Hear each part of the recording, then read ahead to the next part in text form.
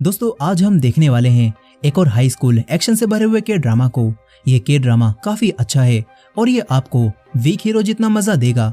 ये कहानी है एक लड़के गामिन की जो बस पढ़ाई करके अच्छे मार्क्स लाना चाहता था, लेकिन वो बेचारा एक ऐसे स्कूल में फंस जाता है जहाँ पढ़ाई के अलावा सब कुछ होता है। हर जगह बस लड़के हों या फिर लड़कियां, सबके सब फाइटिंग में लगे होते हैं। अब ऐसे स्कूल में गामिन किस तरह पढ़ाई करेगा, चलिए जानते हैं इस कहानी में।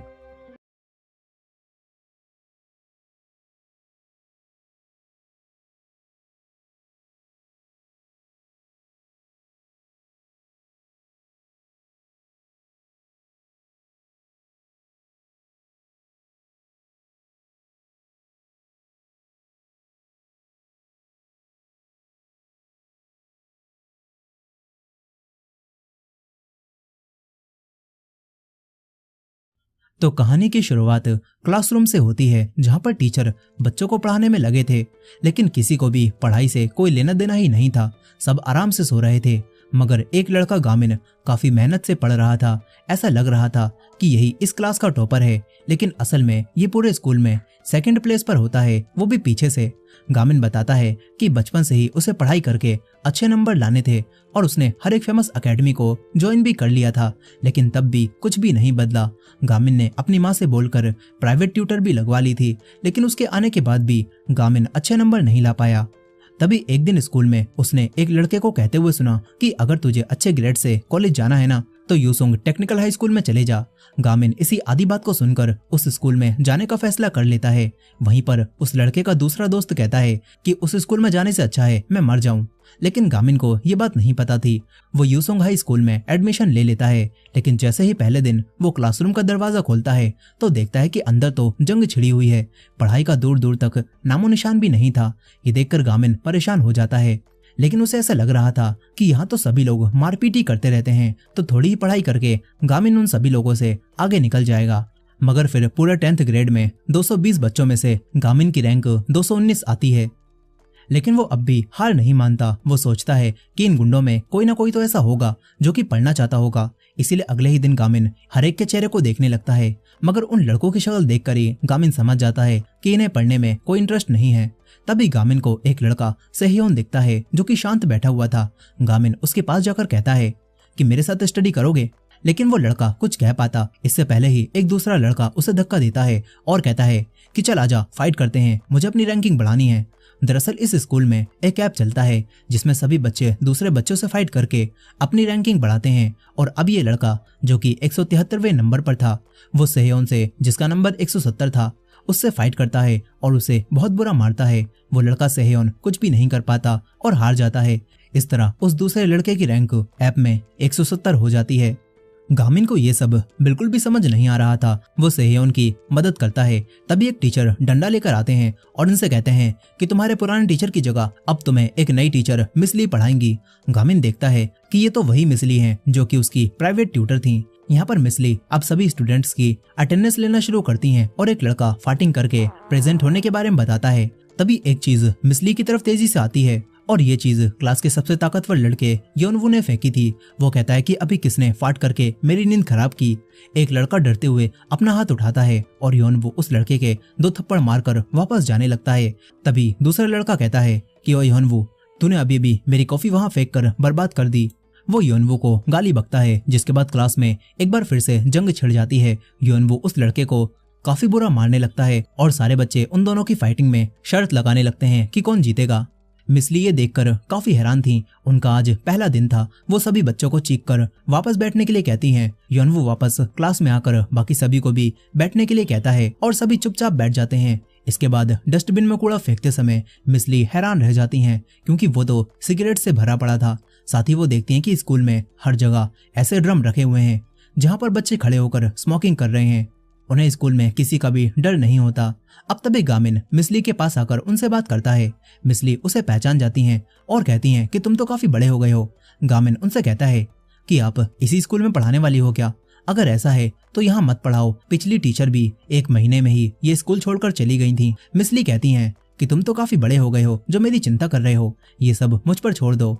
फिर वो पूछती हैं कि तुम्हारी पढ़ाई कैसी चल रही है। गामिन उन्हें बताता है कि वो एक स्टडी ग्रुप बनाना चाहता है।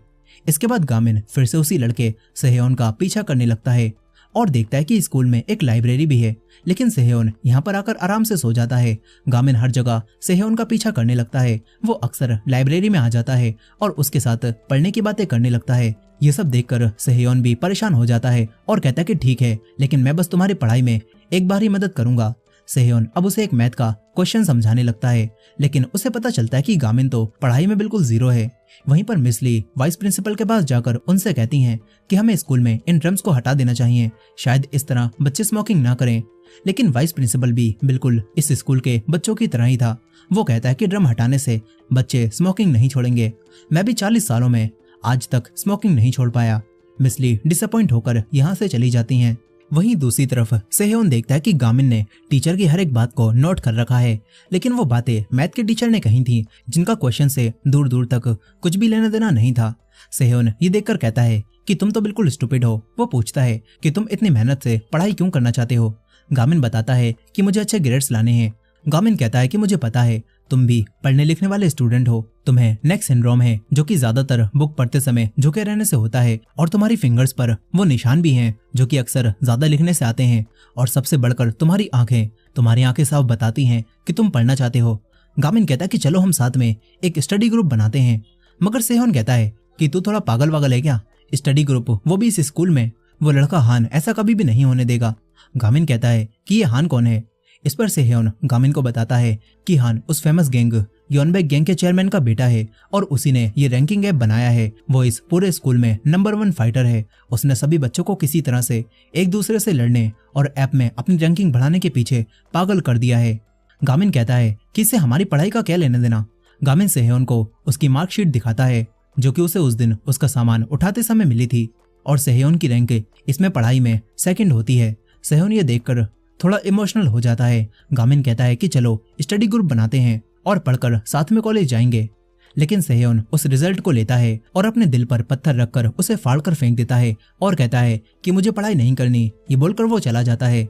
फिर एक इवेंट के दौरान वाइस प्रिंसिपल उसी लड़के हान को एक अवार्ड देते हैं और कहते हैं कि ये हमारे स्कूल का सबसे बेहतरीन स्टूडेंट है।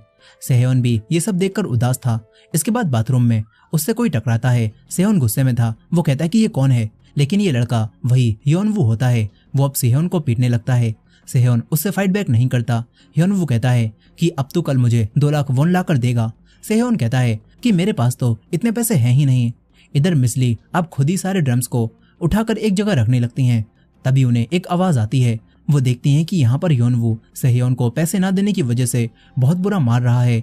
मिस ली ये देखकर 2 टीचर्स को मदद के लिए बुलाने जाने लगती हैं, लेकिन वो डरपोक टीचर खुद ही यहाँ से भाग जाते हैं। मिस ली अब खुद ही सेहयोन को बचाने जाने लगती हैं। तभी गामिन यहाँ पर आकर उन्हें इस मामले में पढ़ने से रोक देता है और कहता है कि मैं उसकी मदद खुद करूंगा। इसके बाद गामिन मास्क लगाकर फायर एक्सटिंग्विशर लेकर आता है और पूरी जगह में स्प्रे करके सेहयोन को उठाकर भाग जाता है। वो सेहयोन को एक जगह पर लाता है, लेकिन सेहयोन उससे कहता है कि तुम ऐसा क्यों कर रहे हो, तुमने मेरी मदद क्यों की। वो बस मुझे मारकर इस बात को खत्म करने वाला था, लेकिन अब इस तरह भागने की वजह से वो मुझे रोज बुली करेगा। सेहयोन कहता है कि मैं भी पढ़ाई करना चाहता हूँ, लेकिन ये बात अब जिंदगी और मौत की हो गई है। ये बोलकर सेहयोन जाने लगता है। योनवू दोबारा उसके सामने आ जाता है और वो सेहयोन को मारकर कहता है कि मैं जानता हूँ वो दूसरा लड़का हमारी ही क्लास का था, बता वो कहाँ पर है। लेकिन सेहयोन गामिन को इस मामले में नहीं खींचना चाहता था, इसलिए वो योनवू को कुछ भी नहीं बताता। तभी योनवू उसे बहुत बुरा मारता है और एक बेसबॉल बैट को तेजी से उसके मारता है, लेकिन गामिन अपनी एक ही किक से बैट को ही तोड़ देता है।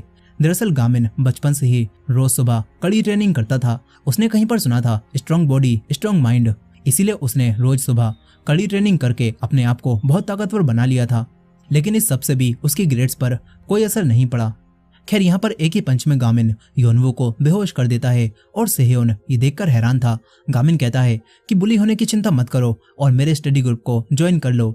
सेहयोन अब भी यही कहता है कि मुझे वो ज्वाइन नहीं करना। वो गामिन से कहता है कि मुझे पता है तुम भी पूरे कॉन्फिडेंट नहीं हो, इसी वजह से तो तुमने अभी खुद की आइडेंटिटी छुपाने के लिए मास्क पहन रखा है।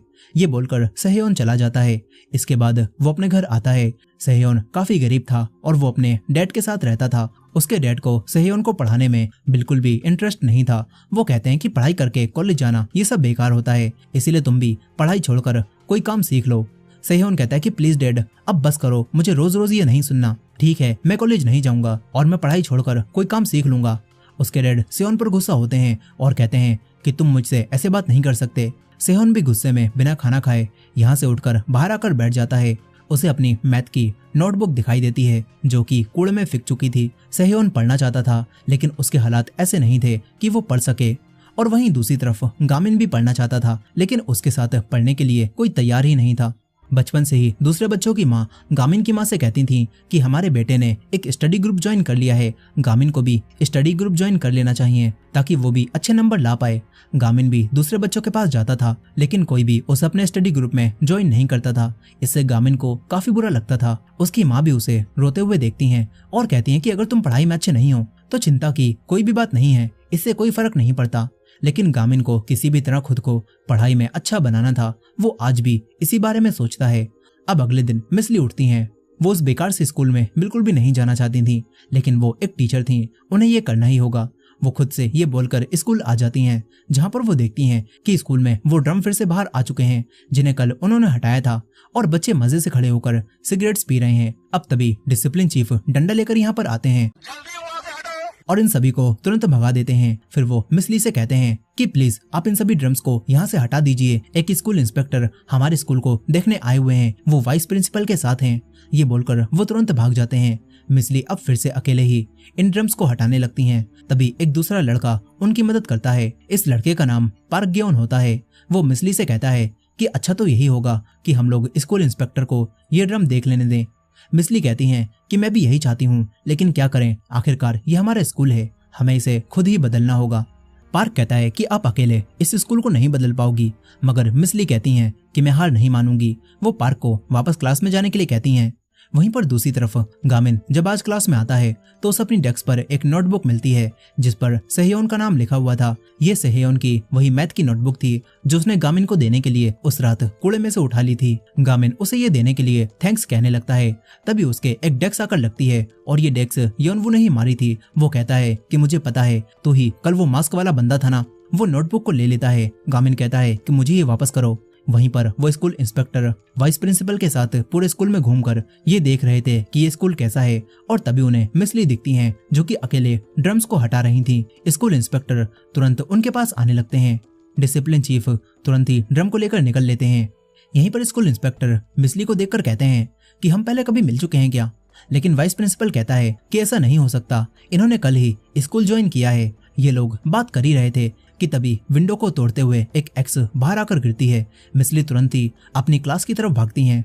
दरअसल कुछ समय पहले योनवू जब गामिन से लड़ रहा था तो यहाँ पर योनवू उस नोटबुक को जला देता है और एक एक्स की मदद से गामिन पर हमला करता है। लेकिन गामिन उससे फाइटिंग में काफी अच्छा था, वो आराम से उसे गिरा देता है। ये देखकर सभी बच्चे चौंक जाते हैं। तभी वही लड़का पार्क भी यहाँ से गुजरते हुए ये सब देखने लगता है। यहाँ पर गामिन बस किसी तरह से नोटबुक को जलने से बचाना चाहता था लेकिन वो नोटबुक पूरी तरह जलकर खराब हो जाती है। इससे गामिन को काफी गुस्सा आता है। वो योनवू से कहता है कि सेहयोन से माफी मांगो, लेकिन योनवू एक एक्स से गामिन पर हमला करता है मगर गामिन उसे मार्शल आर्ट से मारता है और एक ही पंच में एक्स को विंडो तोड़ता हुआ बाहर फेंक देता है। इसके बाद गामिन योनवू के पंचेस से बचकर उसे नीचे गिरा देता है। तभी योनवू उस पर जलता हुआ बैग फेंकता है। सभी लोग ये देख रहे थे और गामिन उस बैग को किक मारकर वापस योनवू की तरफ फेंकता है जिससे योनवू दीवार में जाकर लगता है और वहीं पर बेहोश हो जाता है। गामिन उससे कहता है कि मरने से पहले सेहयोन से माफी मांग कर जा। सेहयोन भी ये सब देख रहा था। उसे एहसास होता है कि गामिन उसकी कितनी चिंता करता है। गामिन सच में उसके साथ पढ़ना चाहता था। सेहयोन अब गामिन के पास आता है जहाँ पर गामिन उससे कहता है कि मुझे माफ कर दो, मैं तुम्हारी नोटबुक का ख्याल नहीं रख पाया। लेकिन सेहयोन गुस्से में उसे डस्टबिन में फेंक देता है क्योंकि उसे बचाने के चक्कर में गामिन ने अपना हाथ जला लिया था। सेहयोन कहता है कि ठीक है, मैं तुम्हारे स्टडी ग्रुप को ज्वाइन कर लूंगा। इससे गामिन काफी खुश हो जाता है। यहाँ पर मिस ली अब भागती हुई क्लास में आती हैं। वो आग को देखकर तुरंत ही फायर एक्सटिंग्विशर से उसे बुझा देती हैं। तभी स्कूल इंस्पेक्टर भी यहाँ पर आ जाते हैं। वो समझ जाते हैं कि गामिन ने यहाँ पर वायलेंस फैलाया है और स्कूल के रूल्स को तोड़ा है। इसके बाद जब गामिन एक रूम में बैठा हुआ था तो तभी सेहयोन गामिन के पास आता है और उसे उसके ग्लासेस देता है जो कि फाइटिंग के वक्त नीचे गिर गए थे। गामिन कहता है कि तुम यहाँ से चले जाओ, अगर टीचर्स ने मेरे साथ तुम्हें यहाँ पर देख लिया तो तुम्हें भी पनिशमेंट मिल सकती है। सेहयोन उसे थैंक्स कहता है क्योंकि गामिन ने उसके लिए ही फाइट की थी। अब तभी मिसली और वाइस प्रिंसिपल के साथ स्कूल इंस्पेक्टर यहाँ पर आ जाते हैं। सेहयोन तुरंत ही निकल जाता है। वो अपनी क्लास की तरफ जाने लगता है। सभी लोग उसे देखकर साइड में हटने लगते हैं। तभी सेहयोन को एहसास होता है कि उसके पीछे कोई तो है और सारे बच्चे उन्हीं तीनों लड़कों को देखकर डरकर साइड में हट रहे थे। वो लड़के योनवू को पकड़कर स्कूल के नंबर 1 फाइटर और बॉस हान के पास लेकर आते हैं। यहाँ पर हान के साथ उसका सबसे करीबी पार्टनर हवान भी होता है, जिसके हाथ में एक गन थी। योनवू हान को देखकर काफी डरा हुआ था और वहीं दूसरी बिल्डिंग से वो लड़का पार्क भी ये सब होता हुआ देख रहा था। वहीं पर उस रूम में वाइस प्रिंसिपल अपनी इज्जत बचाने के लिए गामिन को एक्सपेल करने का फैसला करते हैं, लेकिन मिसली उस फैसले के खिलाफ हो जाती हैं। वो कहती हैं कि ये सारी गलती इस बच्चे की नहीं है, बल्कि हमारे स्कूल की है। हम लोग बस एक स्कूल इंस्पेक्टर की इतनी चिंता कर रहे हैं, जबकि हमें हमारे स्कूल के 600 बच्चों की चिंता करनी चाहिए। वाइस प्रिंसिपल ये सुनकर गुस्सा हो जाते हैं और कहते हैं कि इस लड़के ने वायलेंस का इस्तेमाल किया है। मिसली कहती हैं कि इसके पास कोई दूसरा रास्ता नहीं था और मैंने जो कुछ दिनों में इस स्कूल में देखा है उसे देखकर तो मुझे लगता है शायद इस स्कूल में बच्चे बिना वायलेंस के खुद को बचा भी नहीं पाएंगे। ये सब सुनकर स्कूल इंस्पेक्टर कहते हैं कि तुम तो बिल्कुल भी नहीं बदली मिसली हांगयोंग। वो कहते हैं कि मुझे याद आ गया, मैंने तुम्हें कहाँ पर देखा था। तुमने टीचर सर्टिफिकेशन एग्जाम में टॉप किया था, लेकिन फिर भी तुमने टीचर बनने के लिए रजिस्टर नहीं किया। वाइस प्रिंसिपल और गामिन ये सुनकर चौंक जाते हैं कि मिसली ने उस एग्जाम में टॉप किया था। गामिन को याद आता है कि मिसली ने एक बार उसे बताया था कि उन्हें एक ऐसा टीचर बनना है जो कि बाकी लोगों पर बेहतर इन्फ्लुएंस छोड़ सकें। अब यहीं पर स्कूल इंस्पेक्टर कहते हैं कि मुझे बताओ मिसली, तुम इस स्कूल को किस तरह सुधार सकती हो। मिसली को कोई आइडिया नहीं आता, इसीलिए वो गामिन के स्टडी ग्रुप के बारे में इन्हें बता देती हैं और कहती हैं कि स्टडी ग्रुप का आइडिया इसी स्टूडेंट का था। मैं इसकी स्टडी ग्रुप बनाने में मदद करूंगी, इससे हम लोग स्कूल को सुधार सकते हैं। वाइस प्रिंसिपल कहता है कि आप इन सारी बेकार की बातों में मत पड़िए, लेकिन स्कूल इंस्पेक्टर को स्टडी ग्रुप बनाने का आइडिया पसंद आ जाता है। वो गामिन को एक्सपेल करने से भी मना कर देता है। इसके बाद अगले दिन गामिन सुबह ही उठकर अपनी ट्रेनिंग करता है और अपनी माँ के उठाने से पहले ही वापस आकर लेट जाता है। वो अपनी माँ को बिना बताए सालों से सुबह ट्रेनिंग कर रहा था। इसके बाद स्कूल जाते समय गामिन को सेहयोन मिलता है। गामिन उसे अपने स्टडी ग्रुप के बारे में बताता है और कहता है कि हमारा स्टडी ग्रुप एजुकेशन डिपार्टमेंट की तरफ से अप्रूव होगा। वहीं पर वाइस प्रिंसिपल मिसली के सामने एक शर्त रखता है और कहता है कि स्टडी ग्रुप अगर फेल हो गया तो तुम्हारा कॉन्ट्रैक्ट भी इस स्कूल के साथ खत्म कर दिया जाएगा, मतलब मिसली को स्कूल से निकाल दिया जाएगा। और मिसली भी मान जाती हैं। इसके बाद वो गामिन और सेहयोन को बताती हैं कि हमें 2 हफ्तों के अंदर अपने स्टडी ग्रुप में 3 और लोगों को जोड़ना होगा। 5 लोग होने के बाद ही स्टडी ग्रुप को एक क्लब की तरह एक्सेप्ट किया जाएगा। ये बात सुनकर दोनों थोड़े घबरा जाते हैं, लेकिन मिसली इन्हें नेपोलियन का कोट सुनाकर मोटिवेट करती हैं और गामिन भी जोश में आ जाता है। वो सेहयोन के साथ मिलकर पूरे स्कूल में स्टडी ग्रुप के पोस्टर लगाने लगता है और काफी सारे बच्चे उन्हें देख भी रहे थे। गामिन सोचता है कि शायद हमें 10 से भी ज्यादा बच्चे मिल जाएं जो कि स्टडी ग्रुप को ज्वाइन करना चाहते हों। इसके बाद वो दोनों लाइब्रेरी में बैठकर इंतजार करने लगते हैं। गामिन के पास एक स्टूडेंट की कॉल भी आती है, लेकिन उसे स्टडी ग्रुप को ज्वाइन नहीं करना था। वो कहता है कि मैं सामने वाले स्कूल में पढ़ने वाली एक लड़की को पसंद करता हूँ, क्या मुझे कुछ टिप्स मिल सकती हैं जिससे मैं उसके करीब हो जाऊं। गामिन उदास होकर फोन काट देता है। तभी एक लड़का गुस्से में यहाँ पर आ जाता है। गामिन को लगता है कि आखिरकार इन्हें इनका तीसरा मेंबर मिल ही गया, लेकिन असल में उस लड़के को पता चला था कि किसी ने योनवू को मारकर उसे हरा दिया है। और क्योंकि ये लड़का पूरे 10th ग्रेड में नंबर 3 का फाइटर होता है, इसीलिए अब ये गामिन को मारना चाहता है। लेकिन गामिन को लगता है कि वो स्टडी ग्रुप ज्वाइन करना चाहता है। गामिन खुशी से उसे पास लाता है और फॉर्म ढूंढने लगता है। वो लड़का गामिन पर हमला करता है, लेकिन गामिन अनजाने में ही उससे बचता रहता है। और जब गामिन लॉकर को खोलता है तो डोर उसके मुंह पर लगता है, जिससे वो लड़का यहीं बेहोश हो जाता है। और बाकी बच्चे भी बाहर से ये सब देख रहे थे। वो सोचते हैं कि गामिन तो बहुत ही बेहतरीन फाइटर है। यहीं पर सेहयोन ये देखकर हैरान था। फिर पूरे स्कूल में दूसरे लड़के बाकियों को भी ये बात बताने लगते हैं कि वो लड़का गामिन तो पूरा मॉन्स्टर है, उसने बुरी तरह से उस तीसरी रैंक वाले को हरा दिया। इधर गामिन सेहयोन से कहता है कि क्या वो लड़का दोबारा यहाँ पर आएगा, पता नहीं वो कैसे खुद ही बेहोश हो गया। सेहयोन उससे कहता है कि इंतजार मत करो, वो वापस नहीं आने वाला, वो यहाँ पर स्टडी ग्रुप को ज्वाइन करने आया ही नहीं था। अब तभी गामिन उठता है, जिससे सेहयोन तो डर ही गया था। गामिन के पास एक नया आइडिया आया था। वो अब सेहयोन के साथ खुद दूसरे बच्चों को देखने लगता है, क्योंकि गामिन के पास एक टैलेंट है। वो किसी की भी आंखें देखकर ये बता सकता है कि वो इंसान पढ़ाई करना चाहता है या फिर नहीं। गामिन अब हर जगह जाता है, लेकिन जहाँ भी वो जाता है वहाँ से बच्चे गायब हो जाते हैं, क्योंकि सभी अब उससे डरने लगे थे। तभी गामिन और सेहयोन को पार्क दिखाई देता है। गामिन तुरंत उसके पास जाकर उसे भी स्टडी ग्रुप के बारे में बताता है और स्टडी ग्रुप को ज्वाइन करने के लिए कहता है। लेकिन पार्क कहता है कि तुम तो काफी कॉन्फिडेंट हो, या फिर तुम्हें परवाह ही नहीं कि तुम्हारे साथ आने वाले लोगों को कितना कुछ झेलना पड़ेगा। ये बोलकर पार्क चला जाता है। वहीं पर मिसली देखती है कि गामिन से पिटने के बाद वो लड़का हियोनवू एक बार भी स्कूल नहीं आया है। मिसली उसे कॉल करती हैं, लेकिन उसकी कॉल भी नहीं लगती। फिर मिसली उसका एड्रेस निकालकर उसके घर भी जाती हैं, लेकिन वहां भी कोई भी नहीं था। वहीं दूसरी तरफ सेहयोन गामिन से कहता है कि तुम स्टडी ग्रुप ही ज्वाइन क्यों करना चाहते हो, तुम किसी एकेडमी या फिर ऑनलाइन क्लास को ज्वाइन कर लो। गामिन कहता है कि वो ये सब कुछ पहले ही कर चुका है, लेकिन इनसे कुछ भी नहीं हुआ। सेहयोन कहता है कि फिर तुम पढ़ाई पर इतना ध्यान मत दो और स्पोर्ट्स को ज्वाइन कर लो, तुम तो वैसे भी फाइटिंग में काफी अच्छे हो। लेकिन गामिन कहता है कि उसे पढ़ाई ही पसंद है। इसके बाद मिसली यहाँ पर आती हैं। वो इनका मूड ठीक करने के लिए इन्हें स्टोर में ले जाती हैं, जहाँ पर स्टडी का काफी सारा सामान था और गामिन तो बहुत सारे पेन्स को ही देखता रहता है। वो एक रेड बुक को भी खरीदता है जिसे वो सेहयोन से छुपा रहा था। फिर आइसक्रीम खाते समय सेहयोन और गामिन मिसली से पूछते हैं कि जब आपने टॉप किया था तो आपने यूसोंग हाई स्कूल को ही क्यों चुना, आप तो किसी भी अच्छे स्कूल में जा सकती थी। मिसली कहती हैं कि टॉप स्कोर करने के बाद जब उन्हें रजिस्टर करना था तो उनकी जिंदगी में कुछ हो गया जिससे वो रजिस्टर करना भूल गयी। अब वापस जाने के बाद मिसली देखती हैं कि एक रेड बुक गलती से उनके बैग में आ गई है। वहीं पर गामिन को पता चलता है कि उसकी बुक मिसली के सामान से स्विच हो गई है।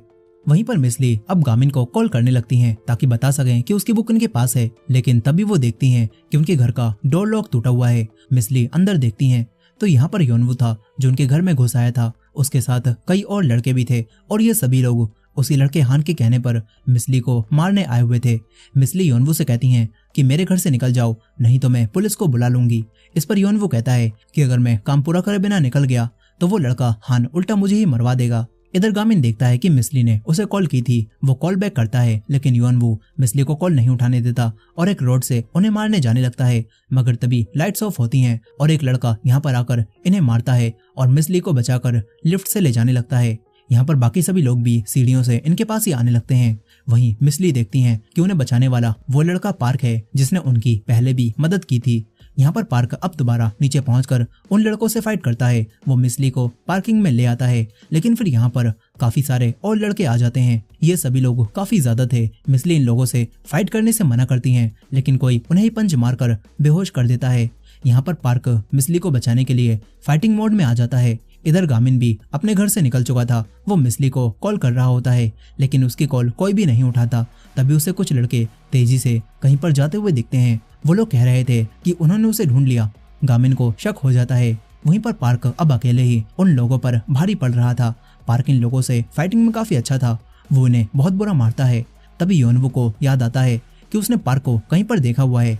पार्क तो उसी औरत का बेटा है जिसका किसी ने रोड पर चलते समय मर्डर कर दिया था और पार्क के पेट में भी एक चाकू मारा था।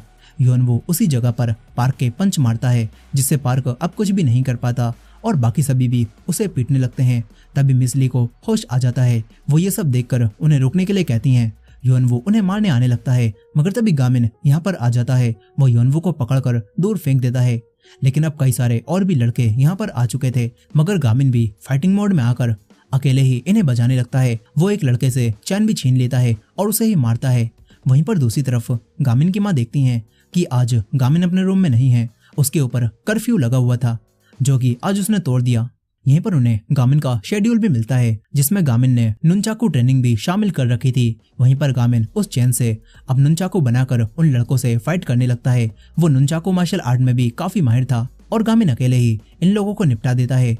सभी लोग डरकर अब यहाँ से भागने लगते हैं। तभी वही लड़का हियोनवू एक कांच की बोतल उठाकर गामिन के मारने आने लगता है, लेकिन पार्क उसे धक्का देकर उसे गिरा देता है। फिर पार्क हियोनवू को मारकर उससे कहता है कि बता तू मेरी माँ के मर्डर केस के बारे में आखिर क्या क्या जानता है। पार्क इतना गुस्से में था कि वो हियोनवू को जान से ही मार देता। ये देखकर गामिन पार्क को रोक लेता है और हियोनवू भी तुरंत ही छुड़ाकर यहाँ से भाग जाता है। पार्क घायल होने की वजह से उसका पीछा नहीं कर पाता। उसे काफी गुस्सा आता है। वो अपनी माँ के मर्डर के बारे में आज कुछ भी पता नहीं लगा पाया। वो मिसली से कहता है कि अभी जो लड़के बचकर भाग गए आप उनके साथ जो चाहो वो कर सकती हो, लेकिन इंसाफ नाम की चीज यहाँ पर एग्जिस्ट नहीं करती। मैं आपको ये बात इसीलिए बता रहा हूँ क्योंकि आपको देखकर मुझे मेरी माँ की याद आ जाती है। ये बोलकर वो जाने लगता है। गामिन उसे संभालता है। पार्क कहता है कि तुम भी स्टडी ग्रुप के बारे में भूल जाओ, ऐसे स्कूल में स्टडी ग्रुप नहीं बन पाएगा। अब इसके बाद मिस ली भी गामिन को उसकी बुक देती हैं। वो बुक ब्रूस ली की मार्शल आर्ट की थी। अब इसके बाद मिस ली वापस अपने रूम में आ जाती हैं। वो काफी डरी हुई थी और वो फोन उठाकर पुलिस को कॉल करने लगती हैं। तभी उनकी डोरबेल बजती है और बाहर उन्हीं लड़कों में से एक लड़का आया हुआ था। वो मिस ली से दिल से माफी मांगता है और कहता है कि अगर मैं उसकी बात नहीं मानता तो वो लोग मुझे ही जान से मार देते। ये सब कुछ वो लड़का हान ही करवा रहा है। मिस ली कहती हैं कि ठीक है, मैं पुलिस में कंप्लेंट नहीं करूंगी, लेकिन मुझे तुमसे कुछ जानना है। वहीं पर गामिन और सेहयोन अपने नए मेंबर का स्टडी ग्रुप में आने का वेट कर रहे थे और तभी उन्हें कोई कांटेक्ट करता है। इसके बाद ये दोनों एक क्लास में जाते हैं जो कि पूरी गर्ल्स से भरी हुई थी, क्योंकि ये स्कूल कोएड है। वहीं दूसरी तरफ मिस ली एक टीचर से हान के बारे में पूछती हैं, लेकिन वो टीचर कहता है कि लगता है अभी तक आपको हान के बारे में किसी ने नहीं बताया। वो कहता है कि इस तरह हान के बारे में जानकारी निकालना छोड़ दीजिए मैम, नहीं तो आपकी जान भी जा सकती है। लेकिन मिस ली डरने वालों में से नहीं थी। वो अब हान को ही बात करने के लिए बुला लेती हैं। वहीं पर गामिन और सेहयोन उसी लड़की को देखते हैं जिसने इनके पास स्टडी ग्रुप ज्वाइन करने के लिए कॉल की थी। उस लड़की का नाम जीवू होता है। सेहयोन उसे देखकर कहता है कि इस लड़की को छोड़ देते हैं, ये लड़की उसी लड़के योनवू की बहन है जिसे तुमने मारा था। यहाँ पर अब जीवू के पास कुछ लड़कियां आती हैं जो कि अक्सर उसे बुली किया करती थीं। वो अब जीवू की एक दोस्त हीवोन को भी मारने लगती हैं, लेकिन जीवू उसका हाथ पकड़कर कहती है कि मैंने तुझसे कहा था ना, तू बस मुझे ही जितना चाहे उतना मार सकती है और तू वॉन को हाथ भी मत लगाना। अब वो लड़की फिर से जीवू को थप्पड़ मारती है और लात मारकर जमीन पर गिरा देती है। इसके बाद वो जीवू और वॉन के स्टडी प्लान पर च्युइंगम थूकने लगती है, लेकिन तभी गामिन बीच में आकर उसे बचा लेता है। वो काफी दिलचस्पी के साथ जीवू और वॉन के स्टडी प्लान को देखता है और अब तभी यहाँ पर एक लड़का जिन आ जाता है। उसने अलग तरह की यूनिफॉर्म पहनी हुई थी। वो गामिन को पहचान जाता है कि ये तो वही बंदा है जिसने योनवू को धूल चटाई थी। वो कहता है कि जीवू मेरी गर्लफ्रेंड है, तो उसके साथ क्या कर रहा है। अब तभी सेहयोन यहाँ पर आकर उसे ले जाता है। यहीं पर ये लड़का जिन अब जीवू से कहता है कि तुमने फिर से किसी और लड़के से बात की, अब तुम्हें सजा के तौर पर 3 बार मार खानी पड़ेगी। वो जीवू के हाथ पर 3 बार डंडा मारने लगता है। जीवू भी किसी वजह से उसकी बात मानने के लिए मजबूर थी, लेकिन गामिन यहाँ पर आकर ऐसा नहीं होने देता। वो इस लड़के के च्युइंगम फेंक कर मारता है और ये देखकर जिन गामिन को मारने वाला होता ही है कि तभी यहाँ पर डिसिप्लिन चीफ आ जाते हैं और उसे रोक देते हैं। जिन गामिन से कहता है कि ओए बच्चे, मैं तुझे बाद में देख लूंगा। ये बोलकर वो चला जाता है। फिर सेहयोन से गामिन को पता चलता है कि जिससे उसने अभी पंगा ले लिया है वो डिसिप्लिनरी कमेटी का मेंबर है। अब तभी इनके पास जीवू की वही दोस्त वॉन आ जाती है। वो इन्हें बताती है कि मैंने ही जीवू के नाम से स्टडी ग्रुप में एप्लीकेशन साइन की थी और असल में आजकल जीवू को बहुत ज्यादा बुली किया जा रहा है। ये सब तब शुरू हुआ था जब वो लड़कियां मुझे बुली करती थी, लेकिन जीवू ने मुझे बचा लिया। लेकिन जीवू के बुली होने की ये वजह नहीं है। वो कहती है कि लड़कियों में कोई भी जीवू को फाइट में टक्कर नहीं दे सकती थी और इसी वजह से उन्होंने मुझे भी बुली करना छोड़ दिया था। लेकिन फिर कुछ समय पहले की बात है, जब उसका भाई योनवू जॉब के दौरान किसी चीज को डिलीवर करने जा रहा था तो किसी ने उस पर हमला किया और उसके सारे पैसे छीन लिए। और फिर जब योनवू पैसे छीन जाने के बाद उसी लड़के जिनके पास पैसे उधार मांगने गया तो उसने पैसे देने का वादा किया और योनवू से एक जगह से थोड़े से पैसे चुरवाए और उसकी वीडियो रिकॉर्ड कर ली। और इसके बाद उसने योनवू को काफी सारे पैसे दिए थे, लेकिन क्योंकि अब उसके पास एक वीडियो थी जिसमें जीवू का भाई योनवू पैसे चुरा रहा था, तो उसी वीडियो की वजह से जिन जीवू को ब्लैकमेल करने लगा। और फिर इसके बाद सभी लड़कियों ने भी उसे बुली करना शुरू कर दिया। वॉन कहती है कि अब मेरा भी कुछ समय बाद इस स्कूल से ट्रांसफर हो जाएगा और इसीलिए मैं जाने से पहले जीवू के लिए कुछ करना चाहती हूँ। वो कहती है कि मैं तुम्हारा स्टडी ग्रुप ज्वाइन करने के लिए तैयार हूँ, बस तुम इस वीडियो को किसी तरह से डिलीट करवा दो। गामिन तुरंत ही तैयार हो जाता है। सेहयोन भी वॉन की मासूम सी शक्ल को देखता है और पिघल जाता है और ये काम करने के लिए तैयार हो जाता है। वहीं पर डिसिप्लिन कमेटी रूम में 2 मेंबर्स को वही पेन ड्राइव मिल जाती है और इन्हें समझ आ जाता है कि जरूर इसमें वही वीडियो है जिससे वो लड़का जिन जीवू को ब्लैकमेल करता है। लेकिन ये लोग वीडियो देख पाते इससे पहले ही जिन यहाँ पर आ जाता है और इन लड़कों को उठाकर पटकने लगता है। लेकिन फिर वो कहता है कि अगर तुम वीडियो देखना चाहते हो तो आ जाओ, वैसे भी अब मैं इस वीडियो को गोट्यूब पर डालने वाला हूँ। वो इन्हें बताता है कि मैंने उस योनवू को अपने पैसों से लोन नहीं दिया था, बल्कि वो तो उसी के पैसे थे जो कि मैंने उसे ही देकर उसकी वीडियो रिकॉर्ड करवा ली और ये सब कुछ हान का प्लान था। वो तो बिल्कुल जीनियस है।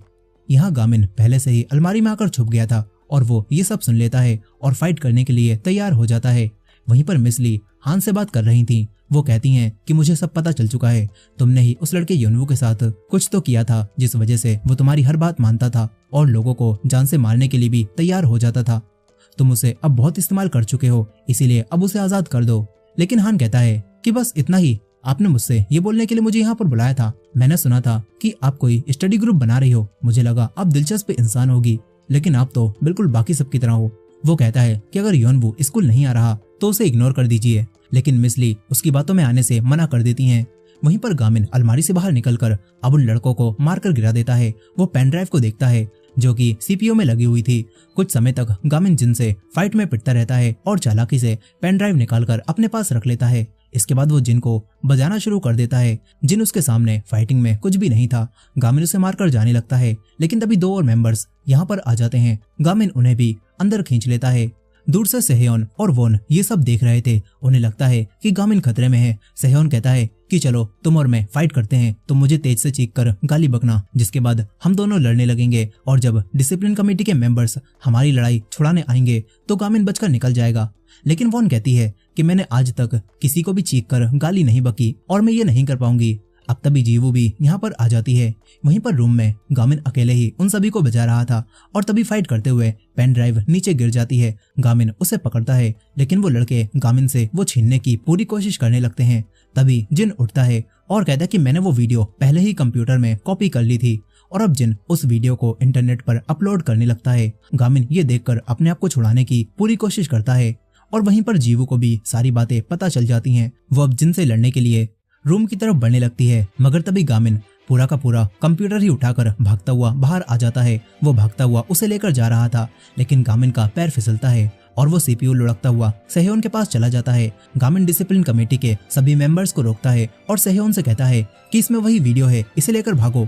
सेहयोन जिनको अपनी तरफ आता हुआ देखता है और उसे उठाकर भागने लगता है। वो भागता हुआ छत पर आ जाता है, लेकिन जिन भी यहाँ पर आ जाता है। तभी सेहयोन पूरे के पूरे सीपीयू को यहाँ से नीचे फेंक कर खत्म कर देता है। ये देखकर अब जिन उसे मारने आने लगता है। तभी यहाँ पर जीवू आ जाती है। वो जिन को उठाकर पटक देती है और कहती है कि वीडियो अब जा चुकी है, तुम मुझे अब ब्लैकमेल नहीं कर सकते। जीवू उसे दोबारा उठाकर पटकती है और उसका काम तमाम कर देती है। वहीं पर हान मिस ली से कहता है कि तुम्हें अपने स्टूडेंट्स पर बहुत ज्यादा नाज है ना, लेकिन जल्दी ही तुम पछताओगी। इसके बाद हम योनवू को देखते हैं जो कि स्कूल की तरफ ही आ रहा था।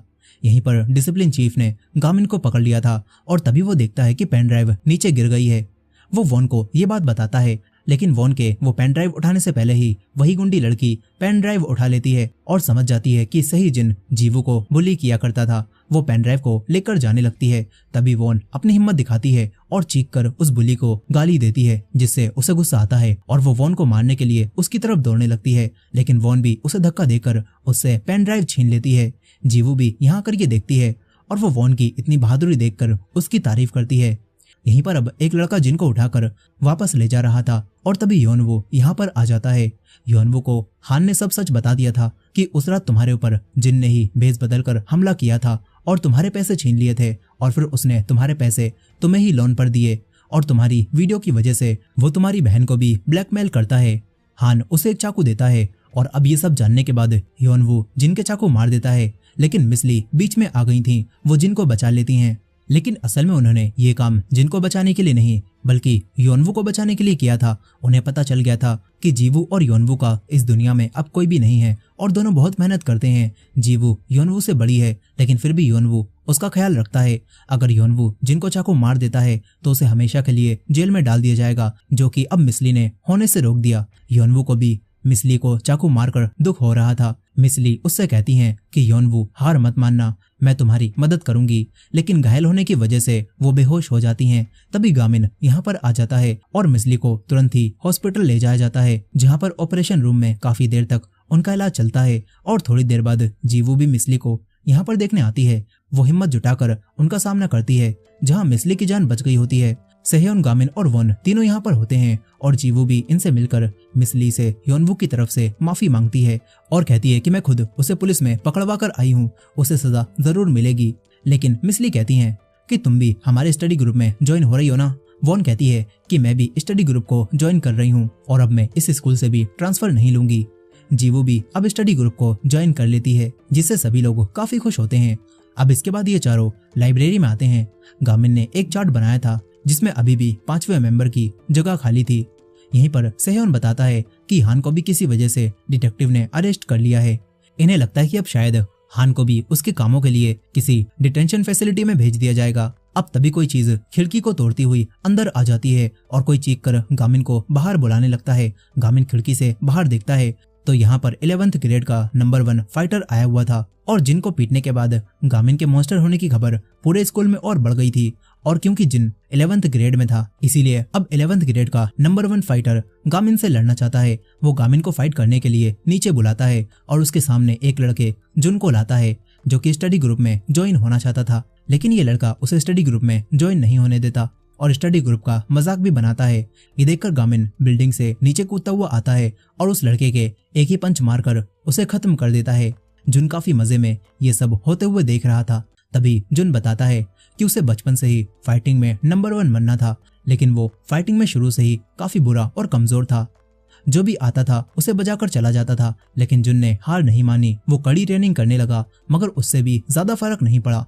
फिर उसने भी एक लड़के को कहते हुए सुना कि अगर तुझे स्ट्रांग बनना है ना तो यूसोंग टेक्निकल हाई स्कूल में चले जा। ये बात सुनकर जुन ने यूसोंग हाई में आने का फैसला कर लिया। उसने पहले दिन रूम का दरवाजा खोला तो अंदर जंग छिड़ी हुई थी जो कि जुन के लिए बिल्कुल जन्नत से कम नहीं थी। उसने यहाँ पर आने के बाद बहुत मेहनत की और फाइटिंग करते हुए वो अपनी रैंक को ऐप में बढ़ाने लगा, लेकिन फिर कितनी भी कोशिश करने के बाद वो 17th रैंक से आगे नहीं बढ़ पाया। तभी एक दिन उसने गामिन को फाइट करते हुए देखा और स्टडी ग्रुप में ज्वाइन होने का फैसला किया। लेकिन अब ये सब जानने के बाद गामिन जुन को स्टडी ग्रुप में लेने से मना कर देता है और कहता है कि ये स्टडी ग्रुप हमने स्टडी के लिए बनाया था, ना कि फाइट ऐप में रैंकिंग बढ़ाने के लिए। जुन कहता है कि अगर तुम मुझे अपने ग्रुप में ज्वाइन नहीं करना चाहते तो फिर मुझे फाइटिंग करना ही सिखा दो, लेकिन गामिन नहीं मानता। तभी जुन कहता है कि चलो ठीक है, मैं तुम लोगों के साथ पढ़ाई भी करूंगा। गामिन ये सुनकर उससे कहता है कि पक्का तुम पढ़ोगे ना। गामिन उसका एक टेस्ट लेता है और कुछ क्वेश्चंस को सॉल्व करने के लिए उसे देता है। फिर जुन अकेले बैठकर उन क्वेश्चंस को सॉल्व करने लगता है। फिर थोड़े समय बाद एक आदमी जो कि उसी फेमस गैंग वाईबी गैंग से था वो गामिन को ढूंढता हुआ यहाँ पर आता है और जुन से पूछता है कि तुम एक गामिन हो क्या। जुन भी हाँ कर देता है। वो आदमी जुन को गामिन समझकर अपने साथ ले जाने लगता है। ये सब होते हुए वही लड़का पार्क देख रहा था। वहीं पर दूसरी तरफ डिटेक्टिव हॉस्पिटल में मिसली से मिलने आता है। वो मिसली को पहले से जानता था। इधर जुन उस आदमी के साथ कहीं पर जा रहा था। उसे याद आता है कि बचपन में जब बच्चे उसे मारते थे तो उसका दोस्त एंटी ही उसे बचाता था। एंटी को विश्वास था कि जुन एक दिन ताकतवर हो जाएगा, लेकिन फिर बड़े होने के बाद एंटी ने उसी फेमस गैंग वाईबी गैंग को ज्वाइन कर लिया और वो जुन को पीछे छोड़कर चला गया। लेकिन आज जुन भी उसी गैंग को ज्वाइन करने जा रहा होता है। वो आदमी जुन को एक सुनसान जगह पर लाता है और कहता है कि तुम्हें हमारी गैंग ज्वाइन करने के लिए एक टेस्ट पास करना होगा। अगर तुम उस कार तक पहुंच गए और उसकी चाबियां उठा ली तो तुम पास हो जाओगे और वो कार भी तुम्हारी हो जाएगी, लेकिन 3 लोग तुम्हें वहां जाने से रोकेंगे। इसके बाद इनकी फाइट शुरू होती है। इधर बाकी सभी लोग जब वापस लाइब्रेरी में आते हैं तो इन्हें यहाँ पर जुन नहीं मिलता। तभी पार्क इन्हें सब बताने आ जाता है। वहीं पर दूसरी तरफ जुन अब बहुत बुरी तरह से पिट चुका था। वो आदमी समझ जाता है कि ये लड़का गामिन नहीं है। वो जुन को मारता है और तभी गामिन, जूवी और पार्क जुन को बचाने के लिए यहाँ पर आ जाते हैं। गामिन के हाथ में जुन का रिजल्ट था। वो कहता है कि तुमने स्टडी ग्रुप को ज्वाइन करने के लिए टेस्ट पास कर लिया है। यहीं पर वो गैंग का आदमी गामिन को देखकर समझ जाता है कि ये चश्मिशी गामिन है।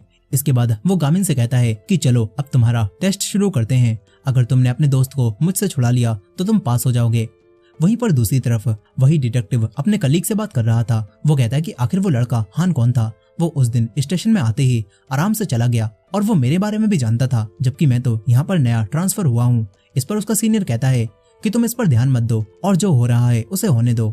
अब तभी डिटेक्टिव को नीचे 2 हाई स्कूल के बच्चे दिखते हैं। ये दोनों सेहेयन और वॉन थे जो कि बाकी सभी को बचाने के लिए पुलिस को सब बताने आए थे। वहीं पर दूसरी तरफ गामिन, जीवू और पार्क उन सभी लोगों से फाइट करने लगते हैं। पार्क और जीवू आराम से उन्हें हरा रहे थे और गामिन भी एक पेपर को हथियार बनाकर उस लड़के को मारता है और उसका चाकू छीनकर उसे गिरा देता है। वो लड़ते हुए ही पार्क और जीवू दोनों की भी मदद करता है और इसके बाद उसी गैंग के आदमी से लड़ने जाता है, लेकिन वो आदमी बाकी सभी से ताकतवर था। वो गामिन से बचकर उल्टा उसे ही मारने लगता है। तभी गामिन, पार्क और जीवू तीनों मिलकर उस पर हमला करते हैं, लेकिन वो इन तीनों से बचकर इन्हें मारने लगता है। इसके बाद गामिन पूरे फाइटिंग मोड में आ जाता है।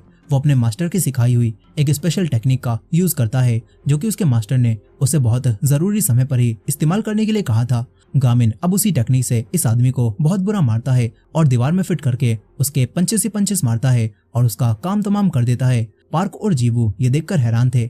इसके बाद पार्क उस आदमी से अपनी माँ के मर्डर केस के बारे में पूछताछ करने जाने लगता है। तभी वही कार जो कि अब तक खड़ी हुई थी वो गामिन की तरफ बढ़ती है, लेकिन जुन सही मौके पर उठकर गामिन को बचा लेता है। इसके बाद कार के अंदर से हान का वही साथी हवान निकलता है। वो गामिन से कहता है कि ओए गामिन, तू तो काफी इंटरेस्टिंग है, हमारी गैंग को ज्वाइन करेगा, तुझे मैनेजर की पोस्ट मिल सकती है। लेकिन गामिन मना कर देता है और कहता है कि मैं अपने दोस्तों के साथ कॉलेज जाऊंगा। हवान इनका मजाक उड़ाता है और तभी उसे पार्क दिखता है। वो पार्क की माँ के मर्डर केस के बारे में कोई बात जानता था और इसी वजह से वो यहाँ से निकलने लगता है। पार्क भी सच पता लगाने के लिए उसके पीछे जाता है। सेहयोन और वॉन भी पुलिस को लेकर यहाँ पर आ चुके थे, जिसके बाद उस गैंग के लोगों को अरेस्ट कर लिया जाता है। डिटेक्टिव इन सभी को बताता है कि आजकल पुलिस स्टेशन के हालात भी अच्छे नहीं चल रहे हैं, हर जगह करप्शन है, इसीलिए मैं तुमसे कुछ भी पक्का नहीं कह सकता, लेकिन अगर तुम्हारे साथ कुछ ऐसा दोबारा हो तो ये रहा मेरा कार्ड, मुझे तुरंत ही कॉल करना। इसके बाद डिटेक्टिव यहाँ से चला जाता है। गामिन भी तुरंत ही अपने घर की तरफ निकलता है। वो अपनी माँ से कहता है कि मैं आ ही रहा हूँ। दरअसल गामिन के ऊपर उसकी माँ ने कर्फ्यू लगा रखा था और उसे रात 10 बजे से पहले घर पहुंचना होता था, लेकिन कुछ दिनों से गामिन बार बार अपना कर्फ्यू तोड़ने लगा है, जिससे उसकी माँ को अब गुस्सा आ रहा होता है। वहीं पर डिटेक्टिव मिस ली को बताते हैं कि स्टडी ग्रुप के बच्चों की मदद से हम कुछ गुंडों को पकड़ पाए हैं और उन गुंडों के बयान से शायद हम लोग हान को भी अरेस्ट कर लें। मिस ली को यह सुनकर काफी खुशी होती है। वहीं पर हान ने मिस ली और गामिन को अपनी नजरों में 4 स्टार दिए होते हैं, यानी कि वो दोनों हान के लिए खतरनाक साबित हो रहे हैं। यहीं पर अब घर पहुंचकर सभी स्टडी ग्रुप के मेंबर्स चैट में बात करने लगते हैं। जुन भी हॉस्पिटल पहुंचकर ठीक हो गया था।